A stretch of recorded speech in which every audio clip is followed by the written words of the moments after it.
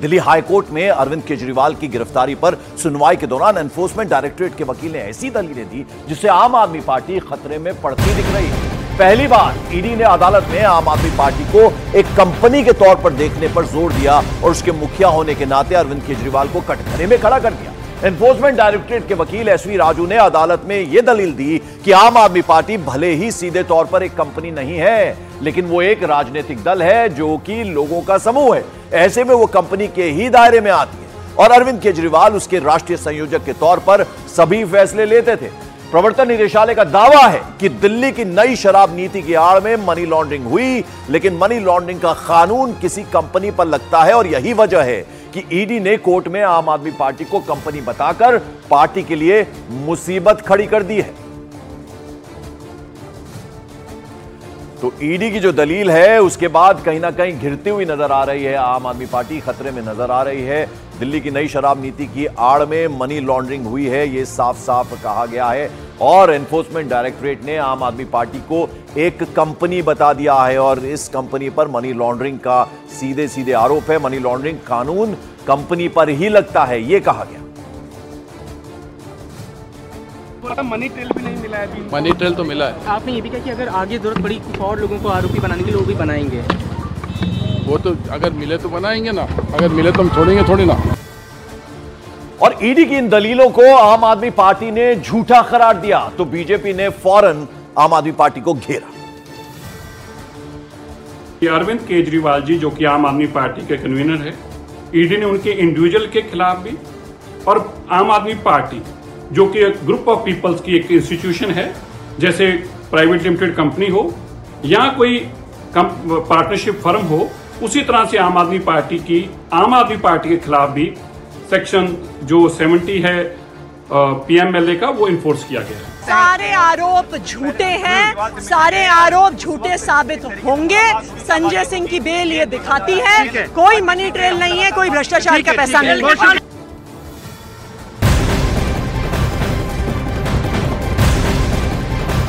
Morning prime में बड़ी खबर आपको बता दें, हरियाणा के कैथल में कांग्रेस सांसद रणदीप सुरजेवाला का एक विवादास्पद बयान सोशल मीडिया पर तेजी से वायरल हो रहा है।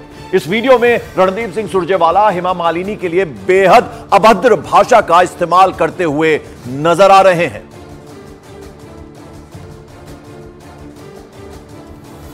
एमएलए एमपी क्यों बनाते हैं?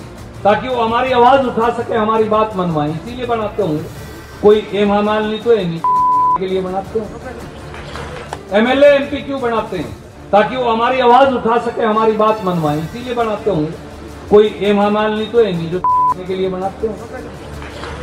और रणदीप सुरजेवाला के विवादास्पद बयान पर बीजेपी नेता और अभिनेत्री कंगना रनौत ने पलटवार कर दिया। उन्होंने ट्वीट करते हुए लिखा कि बात मोहब्बत की दुकान खोलने की हुई थी, लेकिन कांग्रेस नफरत की दुकान खोल बैठी है। महिलाओं के प्रति गिरी हुई सोच रखने वाले कांग्रेस के नेता अवश्यंभावी हार की हताशा और कुंठा में अपने चरित्र का दिन ब दिन पतन कर रहे हैं। यह एक्सपोज पर लिखा है कंगना रनौत ने। बीजेपी नेता है, हिमाचल के मंडी से उम्मीदवार है। इस बीच बीजेपी प्रवक्ता शहजाद पूनावाला ने रणदीप सिंह सुरजेवाला के बयान पर करारा पलटवार किया। सुनिए जरा शहजाद पूनावाला ने क्या कहा।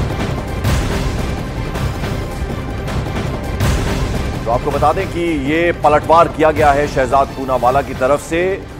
जिस तरह से रणदीप सुरजेवाला ने बयान दिया है, पहले कंगना रनौत ने, उसके बाद शहजाद पूनावाला ने भी रणदीप सिंह सुरजेवाला पर जोरदार प्रहार किया है, हमला किया है। और पहले कंगना रनौत ने जिस तरह का विवादास्पद बयान दिया, अब शहजाद पूनावाला ने भी उन पर बयान दिया है। नारी शक्ति का अपमान यही कांग्रेस पार्टी की पहचान। और अब एक नहीं, दो नहीं, कई कांग्रेस के नेता हैं जो बार बार महिला शक्ति, नारी शक्ति का अपमान कर रहे हैं। लेटेस्ट रणदीप सुरजेवाला है जो राहुल गांधी, प्रियंका वाड्रा के करीबी है, जो अभद्र टिप्पणी जो उन्होंने की है हेमा मालिनी जी को लेकर, वो दोहराई भी नहीं जा सकती। ऐसी टिप्पणी ये दिखाती है कि किस प्रकार से कांग्रेस पार्टी की महिला विरोधी सोच है। अभी कर्नाटका कांग्रेस के एक नेता ने जिस प्रकार की टिप्पणी महिलाओं को लेकर की, साइना नेहवाल जी ने उस पर ट्वीट भी किया कि महिलाओं का किरदार केवल रसोई तक सीमित है। उससे पहले सुप्रिया श्रीनेत ने जो कंगना रनौत और पूरे मंडी और हिमाचल का अपमान करने वाला पोस्ट किया, आज तक किसी ने ये नहीं पूछा कि प्रियंका वाड्रा, खड़गे जी, राहुल जी ने उन पर कार्रवाई क्यों नहीं की, क्योंकि अभी तक उनके हैंडल से उस पोस्ट को करने वाला पकड़ा ही नहीं गया, मिला ही नहीं। और केवल यही नहीं, शांति धारीवाल मर्दों का प्रदेश है इसलिए रेप होता है, ऐसे व्यक्ति को टिकट दे दिया। अशोक गहलोत के राज में राजस्थान नंबर 1 हो गया बलात्कार में, उनको भी और पद मिले बड़े बड़े। जिस प्रकार से लाल सिंह नाम के व्यक्ति को टिकट दे दिया जो एक बलात्कारी के पक्ष में खड़ा था, 8 साल की बच्ची के बलात्कारी के पक्ष में। तो कांग्रेस की बहुत ही पुरानी आदत है कि महिला विरोधी सोच रखना और इस प्रकार से नारी शक्ति का अपमान करना। यूसीसी हो, शाहबानू हो, शायरा बानू हो, 3 तलाक केस हो, हर जगह उन्होंने कट्टरपंथियों का साथ दिया है और वोट बैंक के लिए महिलाओं के अधिकारों का हनन किया है। मॉर्निंग प्राइम में आगे बढ़ते हैं, रुक करते हैं बिहार की सियासत से आई बड़ी खबर का। पप्पू यादव लोकसभा के लिए आज पूर्णिया से इंडिपेंडेंट उम्मीदवार के तौर पर नामांकन करेंगे। पप्पू यादव ने हाल ही में अपनी पार्टी का विलय कांग्रेस में किया था, लेकिन सीट बंटवारे से पहले ही लालू प्रसाद यादव ने बीमा भारती को यहां से टिकट दे दिया और बीमा भारती ने पूर्णिया से नामांकन भी भर दिया। ऐसा बताया जा रहा है कि पप्पू यादव की लाख कोशिशों के बाद भी आरजेडी ने यह सीट नहीं छोड़ी और इसके बाद अब पप्पू यादव निर्दलीय चुनाव मैदान में जाने की तैयारी में है और इसी कड़ी में आज वो अपना नामांकन भी दाखिल करेंगे। 4 तारीख का उन्होंने पहले से ऐलान कर दिया था कि 4 तारीख को अपना नामांकन करेंगे। सीमांचल इलाके में पूर्णिया सीट बेहद महत्वपूर्ण मानी जाती है और पप्पू यादव पहले भी यहां से सांसद रह चुके हैं, लिहाजा एक बार फिर अब इंडिपेंडेंट चुनाव लड़ेंगे। उन्होंने अपनी पार्टी का विलय कांग्रेस में किया था, लेकिन खासे नाराज थे। लालू प्रसाद यादव से उन्होंने भेंट भी की थी और कहा था कि लालू जी हमारे लिए ये सीट छोड़ें, लेकिन ये सीट नहीं छोड़ी। बीमा भारती को यहां से उम्मीदवार कैंडिडेट बनाया, तो ऐसे में अब इंडिपेंडेंट चुनाव लड़ने की तैयारी में है। आज नामांकन दाखिल करेंगे पूर्णिया सीट से पप्पू यादव। और चंद्रमोहन कुमार मेरे सहयोगी इस वक्त हमारे साथ जुड़ रहे हैं। चंद्रमोहन काफी आहत हुए थे और उनकी भावनाएं जो है वो आंसुओं के रूप में भी हमने देखी थी। वो ये कह रहे थे कि जान दे दूंगा लेकिन पूर्णिया नहीं छोड़ूंगा और 4 तारीख का ऐलान भी कर दिया था। आज 4 तारीख के नामांकन करने वाले हैं इंडिपेंडेंट के तौर पर। अब